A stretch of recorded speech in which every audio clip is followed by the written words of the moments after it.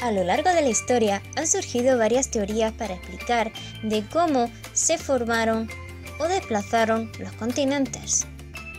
Estas teorías, según defiendan o no el desplazamiento de los continentes, se llamaban fijistas y movilistas. Os voy a hablar de los fijistas. El contraccionismo es una teoría fijista que afirmaba que la Tierra, al enfriarse, replegó su superficie formando cordilleras, de forma similar a cómo se arruga la piel de una manzana vieja. Y ahora os voy a hablar de las teorías movilistas. Los movilistas afirman que la Tierra se mueve horizontalmente. Estas teorías explican la formación de las cordilleras en función de las consecuencias del movimiento horizontal de bloques de la corteza. El mayor problema para adoptar esta teoría fue el demostrar realmente la posibilidad de este tipo de desplazamientos y el mecanismo que los podría mover. La deriva continental fue propuesta originalmente por Alfred Wegener en 1912, quien la formuló basándose en la manera en que parecen encajar las formas de los continentes a cada lado del Océano Atlántico como África y Sudamérica. También tuvo en cuenta el parecido de la fauna fósil de los continentes y ciertas formaciones geológicas. Wegener conjeturó que el conjunto de los continentes actuales estuvieron unidos en el pasado remoto de la Tierra, formando un supercontinente llamado Pangea, que significa toda la Tierra.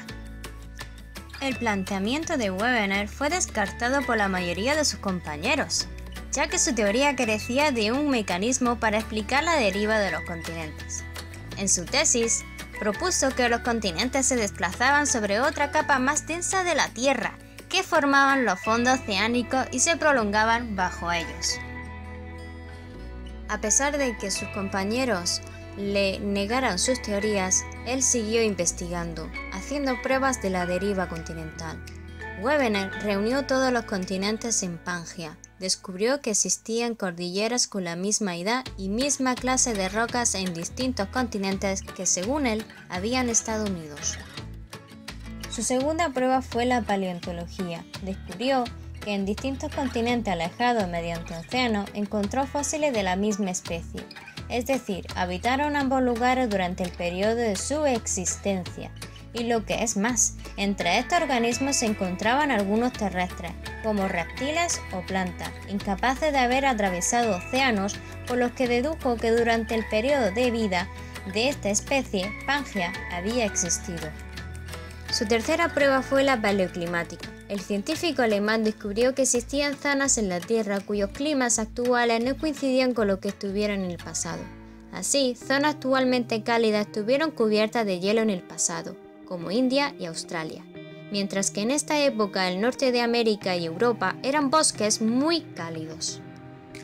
Pero lo último que no pudo demostrar Wegener es cómo se movían los continentes. Él intentó sugerir dos tipos de explicación. Una de ellas fue la fuga polar y la segunda fue el frenado mareal.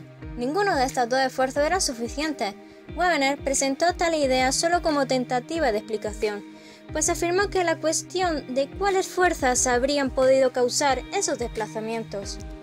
Y ahora os hablaré de las teorías de la tectónica de placas. Tras lo visto anteriormente en los artículos de Alfred Wegener y la teoría de la deriva continental, la ciencia avanzó hasta 1968. Fue aceptada la actual teoría de la tectónica de placas. Esta teoría dice que durante miles de millones de años las placas de las que están compuestas la corteza continental ha ido experimentando un lento pero continuo desplazamiento. Este movimiento se origina por las llamadas tectónicas de placas, una teoría que completa y explica la deriva continental.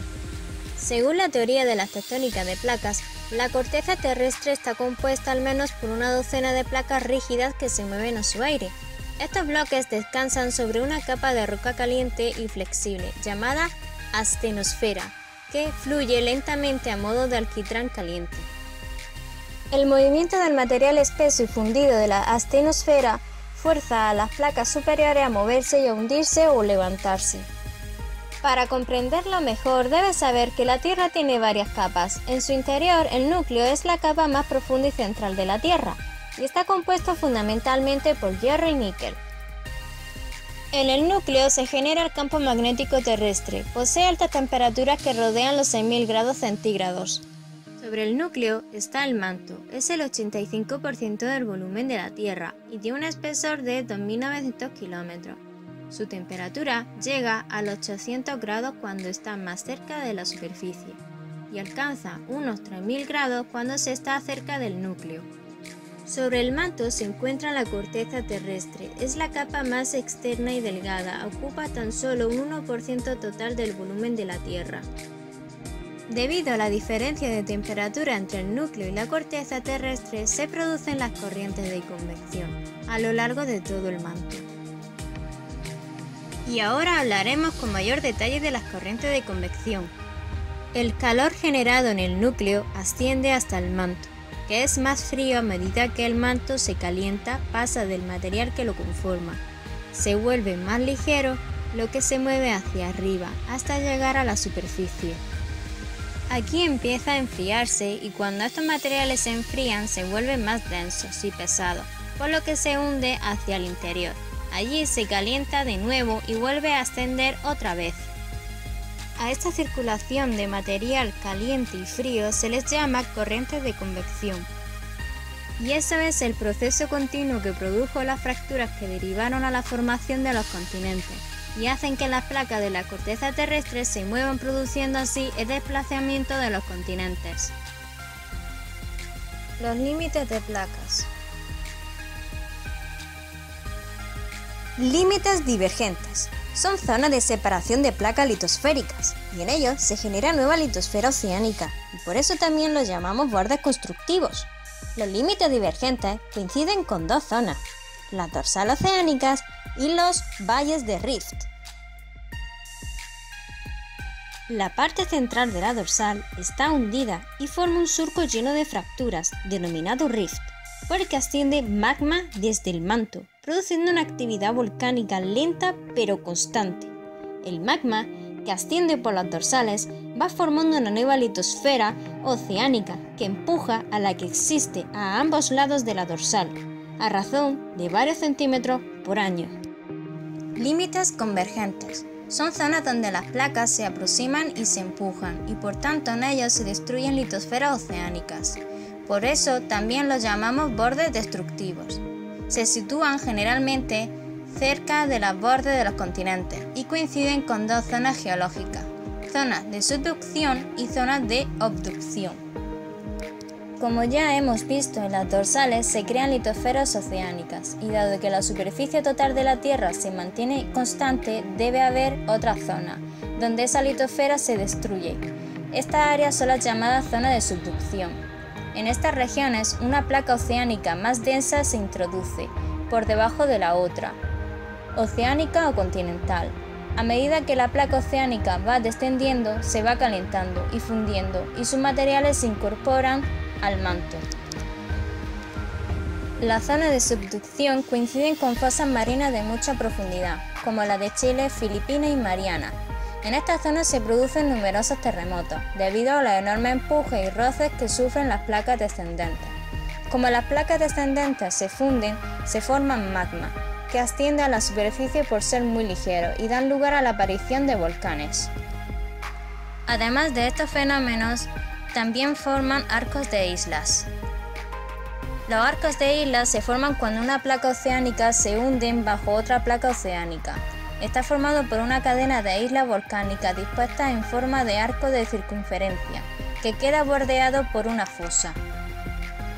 Y el otro fenómeno es la formación de las cordilleras. La cordillera de los Andes recorre gran parte del continente sudamericano a lo largo de su costa pacífica. Esta cordillera paralela a la costa se ha formado como consecuencia de la subducción. En el fondo del Océano Pacífico de la costa sudamericana existe una gran placa, la placa de Nazca. Esta placa, enteramente oceánica, se hunde por debajo del continente sudamericano en una zona de subducción que forma la fosa de Chile. Las zonas de abducción. Estas zonas son áreas de colisión entre continentes y que originan también cadenas montañosas, las más conocidas las cordilleras del Himalaya. Hace millones de años, donde se encuentra el Himalaya, existía una zona de subducción, donde el fondo del océano se hundía bajo el continente asiático. La litosfera oceánica, al hundirse, arrastró consigo a lo que sería el continente de la India, aproximadamente cada vez más a Asia, hasta que ambos colisionaron. Los sedimentos marinos, parte del relieve del fondo marino, fragmentos de continentes, se incrustaron contra el continente asiático y elevándose y originando las cordilleras del Himalaya.